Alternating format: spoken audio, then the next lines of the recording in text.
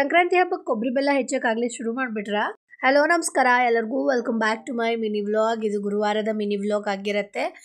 ಬೆಳಗ್ಗೆ ಬೇಗನೆ ಎದ್ದು ಇವತ್ತು ತಿಂಡಿಗೆ ಸ್ವಲ್ಪ ಚಪಾತಿ ಮತ್ತು ಇತ್ಕಿದವ್ರೆ ಕಾಳು ಸಾಂಬಾರು ಮಾಡೋಣ ಅಂತ ರೆಡಿ ಮಾಡ್ಕೊತಿದ್ದೆ.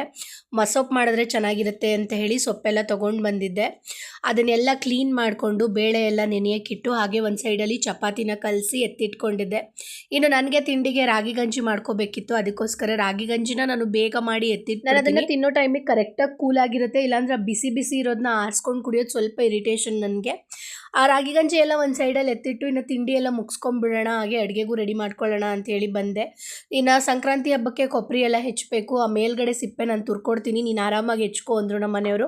ಅದಕ್ಕೆ ಅಂತ ಹೇಳಿ ಅವರು ಸಿಪ್ಪೆ ಎಲ್ಲ ರಿಮೂವ್ ಮಾಡ್ತಾ ಇದ್ದಾರೆ. ನಂಗೆ ಆ ಥರ ತುರ್ದು ಕೊಟ್ಬಿಟ್ರೆ ಹೆಚ್ಚಕ್ಕೆ ಸ್ವಲ್ಪ ಈಸಿ ಸೊಪ್ಪು ಮಾಡೋಕ್ಕೆ ಅಂತ ಹೇಳಿಬಿಟ್ಟು ಸೊಪ್ಪೆಲ್ಲ ಸೋರಿಸಿ ನೀಟಾಗಿ ತೊಳೆದು ಎತ್ತಿಟ್ಕೊಂಡು ಕುಕ್ಕರಿಗೆ ಹಾಕಿ ಕೂಗಿಸ್ಕೊಳ್ಳೋಣ ಅಂತ ಎಲ್ಲ ನೀಟಾಗಿ ಬೇಳೆ ಸೊಪ್ಪು ಎಲ್ಲ ತುಂಬಿ ಉಪ್ಪೆಲ್ಲ ಹಾಕಿ ಕೂಗಿಸ್ಕೊತಾ ಇದ್ದೀನಿ. ನಾನಿಲ್ಲಿ ಫುಲ್ ಮಿಕ್ಸ್ಡ್ ಸೊಪ್ಪುಗಳನ್ನು ಹಾಕಿದ್ದೀನಿ, ಪಾಲಕು, ಮೆಂತ್ಯ, ಹಾಗೇನೆ ಸಬ್ಸಿಗೆ ಸೊಪ್ಪಿತ್ತು, ಅದನ್ನು ಕೂಡ ಮಸ್ಟ್ ಟ್ರೈ ರೆಸಿಪಿ ಅಂತಾನೆ ಹೇಳ್ಬೋದು. ನಿಜವಾಗ್ಲೂ ಟೇಸ್ಟ್ ತುಂಬಾನೇ ಚೆನ್ನಾಗಿರುತ್ತೆ. ಇದ್ರ ರೆಸಿಪಿನ ನೆಕ್ಸ್ಟ್ ವಿಡಿಯೋಲಿ ಪೋಸ್ಟ್ ಮಾಡ್ತೀನಿ.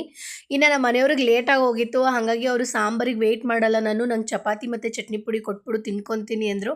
ಅವ್ರಿಗೆ ಒಂದು ಸೈಡ್ ಚಪಾತಿ ಲಟ್ಸಿ ಹಾಗೆ ಬೇಯಿಸ್ಕೊಟ್ಟೆ. ಅವರು ಅದನ್ನು ತಿಂದು ಆಫೀಸಿಗೆ ಹೊರಟರು.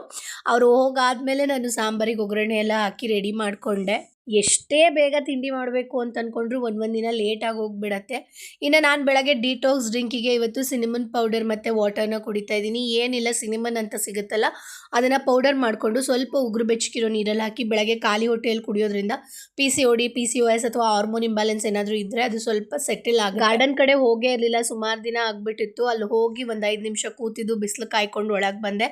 ಝೆಪ್ಟೋಯಿಂದ ಒಂದಿಷ್ಟು ಪ್ರಾಡಕ್ಟ್ಗಳನ್ನ ಆರ್ಡ್ರ್ ಮಾಡ್ಕೊಂಡಿದ್ದೆ, ಅದೆಲ್ಲ ಬಂದು ಅದನ್ನೆಲ್ಲ ನೋಡಿ ಅನ್ಪ್ಯಾಕ್ ಮಾಡಿ ಎತ್ತಿಟ್ಕೊತಾ ಇದ್ದೀನಿ. ಇದು ಫಸ್ಟ್ ಟೈಮ್ ನಾನು ಪ್ಲಮ್ ಆರ್ಡ್ರ್ ಮಾಡಿರೋದು.